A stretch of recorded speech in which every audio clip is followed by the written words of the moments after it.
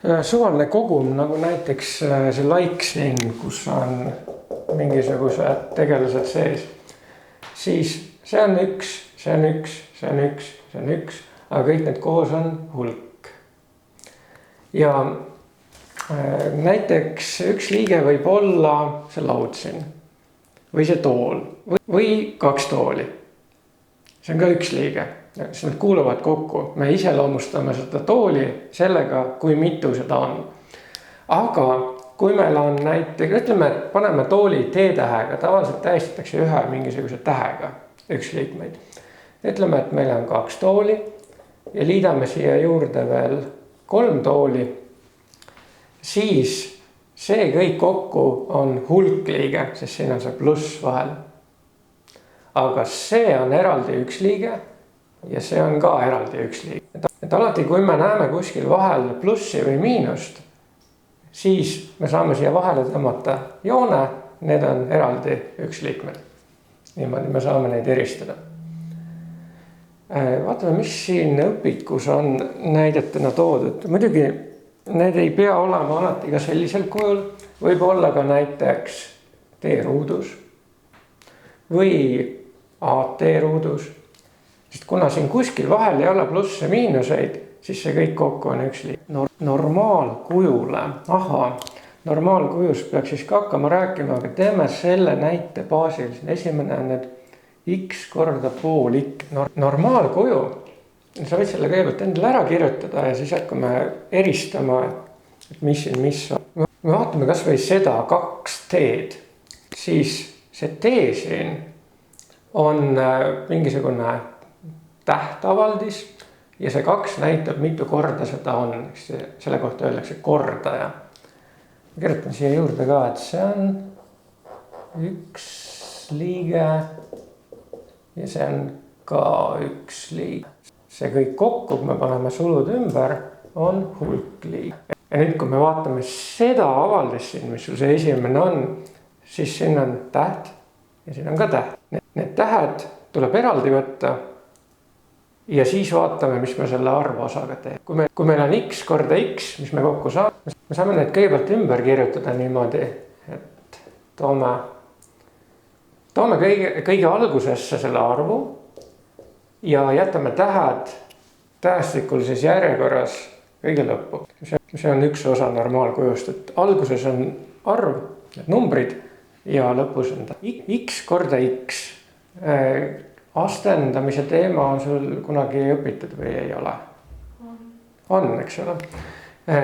Kui meil on 2 korda 2, mis sa saad? 4. Aga see on täpselt sama asi, mis me kirjutaksime siia need väiksed ühed peale. 2 astmes 1 korda 2 astmes 1. 2 astmes 1 pluss 1. Astmete korrutamisel astendajad liidame. Ehk siis saame 2 astmes 2, mis on 4. Ja siin x-idega me saame samamoodi teha. Kui siin ei ole astendajad peale kirjutatud, siis astendaja on, kui suur? 1 ja et siin on 1. Ja nüüd, kui me korrutame läbi, siis me saame x astmes, kui palju? Vaata siin, nagu me 2-ga tegime. 1 pluss 1, x teises astmes. Ja praegu siin piisab sellisele kujule jätmisest 1/2 x ruutu. Milline meil järgmine on 6xy, x1y. Võtan selle siit ära, et ei oleks distraktsiooni. Nii, kui sul nüüd on erinevad värvipliiatsid, siis sa võiksid erinevad komponendid eri värviga näiteks alla joonida. Et siin me tuvastame x-id on siin. Minul siin on 2 värvi ainult. Ma siis kasutan neid.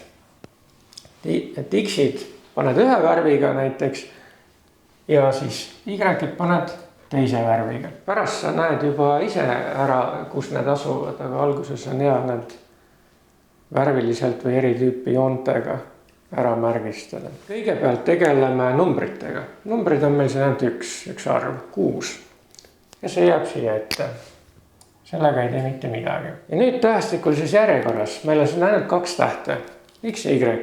Kõigepealt võtame kokku x-id võime ka järjest niimoodi välja kirjutada õigesse järjekorda kõigepealt.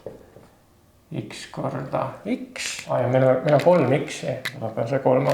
Ja Y-id paneme lõppu. Ja nüüd on vaja siis kokku arvutada, lühemalt kirjutada, palju neid X-e ja Y-id on. X mitmendas astmes sa saad? 3. jah, just.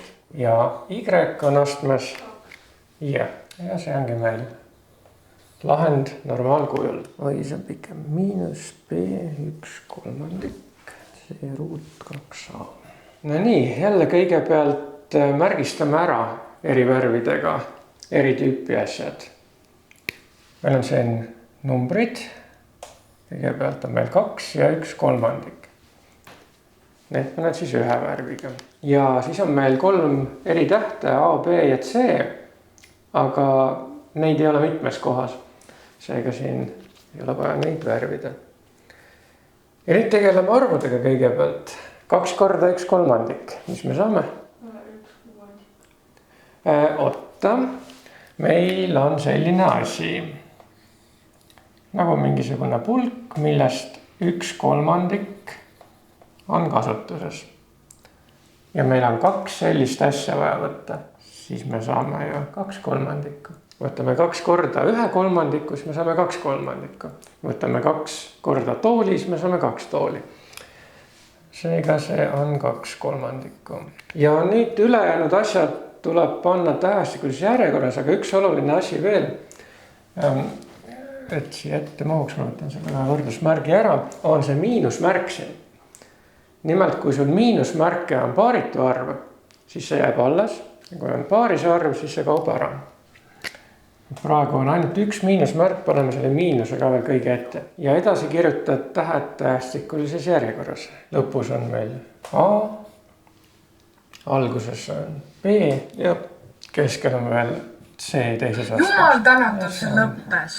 Yes! Lahend.